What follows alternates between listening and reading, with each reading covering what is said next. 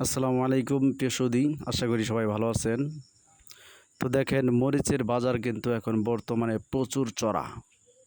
তবে কেন চড়া আর কেন এই মরিচের এত দাম, বিস্তারিত আলোচনা করব ইনশাল্লাহ, সাথেই থাকবেন। যেহেতু বর্তমানে বর্ষাকাল, সেহেতু বীজের জাত আপনাকে নির্মাণ করতে হবে যে কোন বীজ লাগালে ভালো হবে। যেহেতু বর্ষার সিজন, কোন কোন বীজটা লাগালে ভালো হবে, ভালো ফলন হবে, মার যাবে কম, সেটা নিয়ে আলোচনা করব।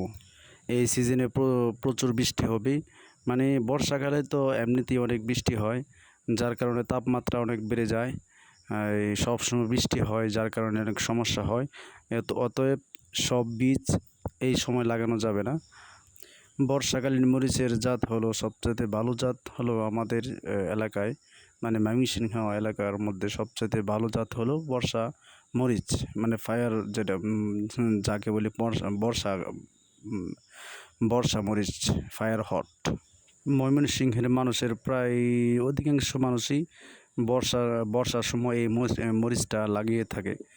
মরিচটা খুব ঝাল, আর প্রতিটা ডালে ডালে ডগায় ডগায় মরিচটা হয়ে থাকে। যেমন ধরুন, আমাদের এলাকার মানুষ ময়মনসিংহ বেগুনবাড়ি ফকিরপাড়া এলাকার, মানে নদীমাতৃক এলাকার ভিতরে এই যাত্রা লাগাইছে।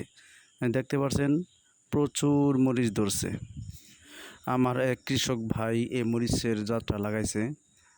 উনি অনেক ভালো যত্ন করছে। এই বাতর বাইন্দা দিছে, বাতরের যত্ন ঠিক মতো করছে, সার দিছে, বিষ দিছে, আরও নানান ধরনের যত এই কীটনাশক বিষ আছে সবগুলোই দিছে, যার কারণে এত সুন্দর ফলন চলে আসছে। মরিচ দেখছেন, আমি দেখে তো নিজেই প্রেমে পড়ে গেছি। বর্ষার মৌসুমে যে মরিচটা হয়, সেই মরিচটাকে বলা হয় মরিচের রাজা। এই মরিচ দিয়ে অনেকেই আমাদের এলাকায় মোটামুটিভাবে টাকার মালিক হয়েছে। মোট কথা, এই মরিচ দিয়ে অনেক টাকা ইনকাম করা যায়, মানে বলা যায় যে এই মরিচ দিয়ে সবচেয়ে বেশি ইনকাম করে আমাদের এলাকার মানুষ। এই জাতীয় গাছগুলো সাধারণত 5 থেকে 7 মাস বেঁচে থাকে। বেঁচে থাকার পরে তার প্রথম দিয়ে যেগুলোতে তোলা হয়, একটু বেশি ফলন হয়। এই প্রথম 2-3 মাস খুব ভালো ফলন হবে এই সব জাত। এই জাতীয় মরিচের ফলনের প্রতিটা গাছে মিনিমাম 1 থেকে 2 কেজি মরিচ ধরে।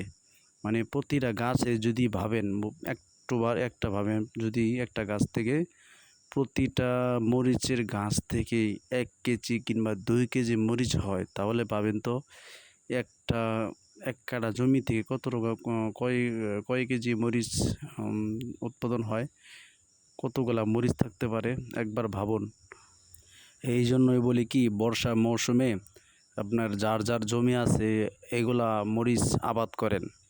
দেখেন, একবার যদি আপনাকে মরিচ ধরা দেয়, আপনি বিশ্বাস করেন আপনি ভালো একটা লাভবান হবেন, বিশ্বাস করেন ভালো লাভবান হবেন ইনশাল্লাহ, আশা করি। শুধু যে লাগিয়ে আপনার টাকা ইনকাম করবেন এমনটা না, আসলে যত্ন না করলে কিন্তু রত্ন মিলে না। আপনি যে কোনো জিনিস যত্ন করবেন, আপনার রত্ন মিলবে। যেমন ধরুন এই মরিচ, আপনি এই মরিচ গাছ কিন্তু প্রচুর যত্ন করতে হয়। মরিচের চারা ভালোভাবে রোপণ করতে হয়, ভালোভাবে যত্ন করতে হয়, মানে কোনো কিছু কুয়াশায় যাতে না ভিজে এরকমভাবে পরিস্থিতি তৈরি করতে হয়।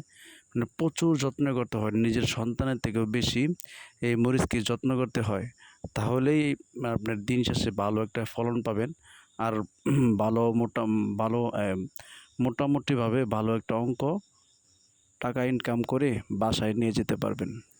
আপনি যদি রীতিমতো এটার যত্ন নেন, সঠিক সময়ে সার দেন, সঠিক সময়ে বিষ দেন, কীটনাশক বিষ সঠিক সময়ে দেন, তাহলে আশা করি ভালো একটা ফলন পাবেন ইনশাল্লাহ।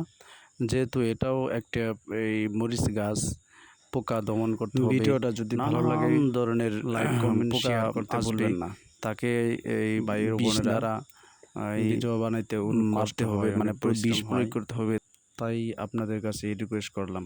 আশা করি ভালো থাকবেন, সুস্থ থাকবেন এবং কি নিজের খেয়াল রাখবেন।